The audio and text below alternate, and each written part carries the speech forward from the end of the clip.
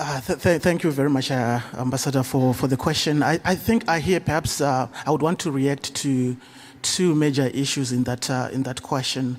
The first one relating to how the new or proposed rules on autonomous weapon systems can take care of future technological advancements.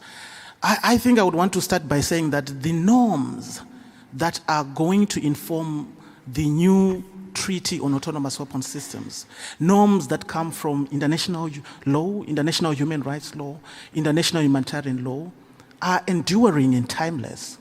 Very important. They are not subject to the changing of times.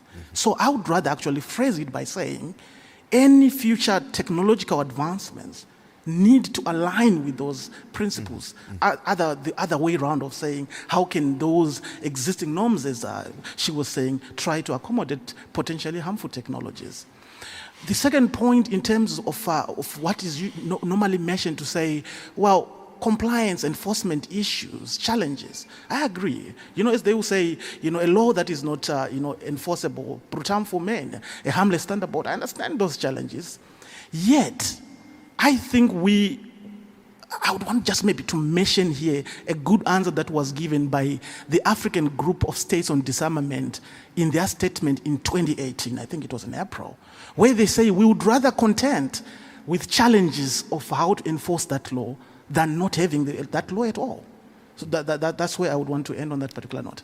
Thank you very much. And yes, please, go ahead. Thank you. I just wanted to, I realized a couple of points that we asked and weren't addressed. So if I can just very briefly, because we're running out of time, one thing was to Patricia on the issue of attribution, that would be, or the challenges of attribution. And then Kenneth, maybe a couple of words on how do you see arms race dynamics and how that could be avoided. That would be, if I could yes, please. Please, maybe Patricia first. Yeah, so attribution is tricky. If you want absolute certainty, there's a huge amount of work done on attribution in the cyber realm, which is, just the step behind the AI realm. And in fact, artificial intelligence is used in order to determine the pathways through for attribution in cyber attacks. There's a very good use of artificial intelligence capabilities. So I think that in the end, attribution is composed of a lot of things. One is trying to work out the pathways through, which can be disguised, but also who had intent, who benefits, where things came from, a triangulation. The difficulty with a lot of these things is it can take a long time. So particularly if you're looking at defensive systems, that is a much smarter way to go so that you're defending against a whole range of possible things rather than using a retaliation as a form of deterrence. I just want to say something about the faith in deterrence that Ken mentioned. I think we may have put too many eggs in the deterrence basket throughout the world. And I would say that, there's a lot of fear at the moment about where things are going. And I think that fear is because that underneath it all, the faith in the ability to deter has been eroded. I just want to leave that out there for discussion, but we need to think about this really clearly. We don't have time for this. It's a big discussion, unfortunately.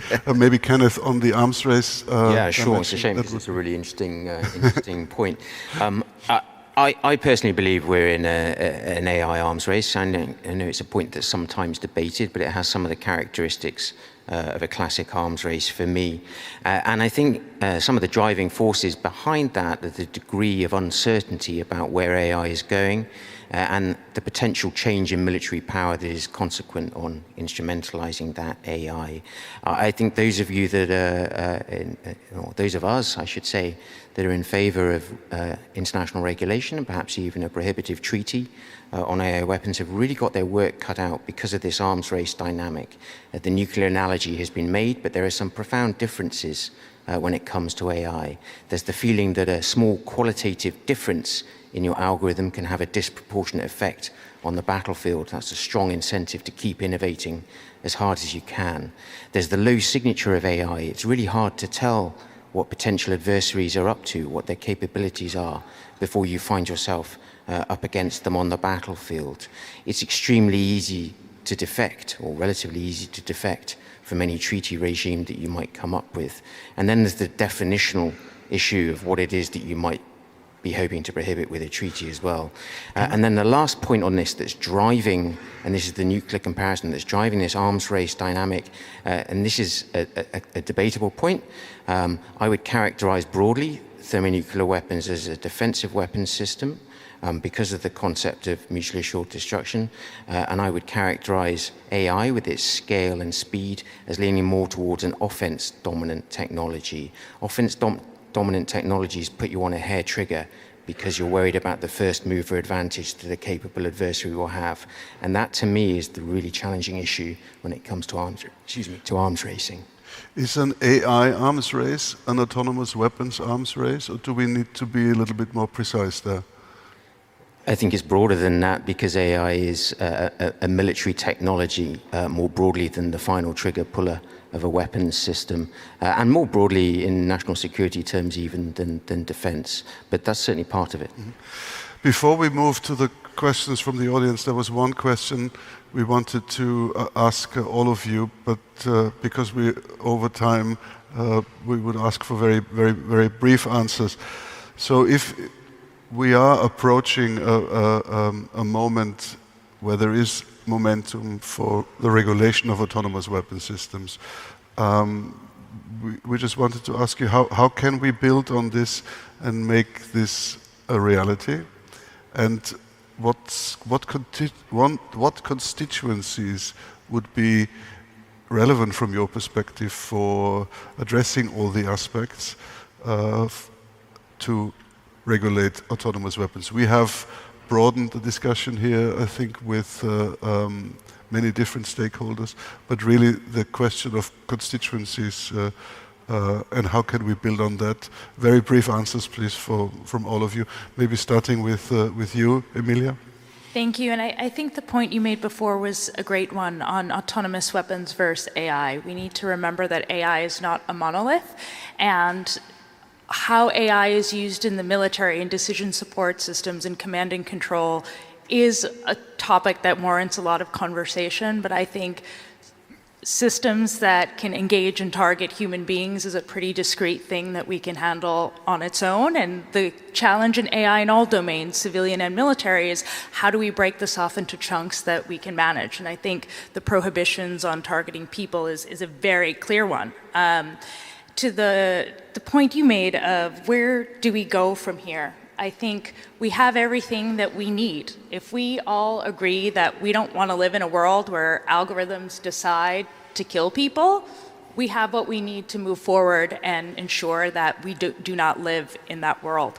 I think one specific constituency that's maybe worth speaking to in the room is this idea of where do European NATO states fall into this conversation.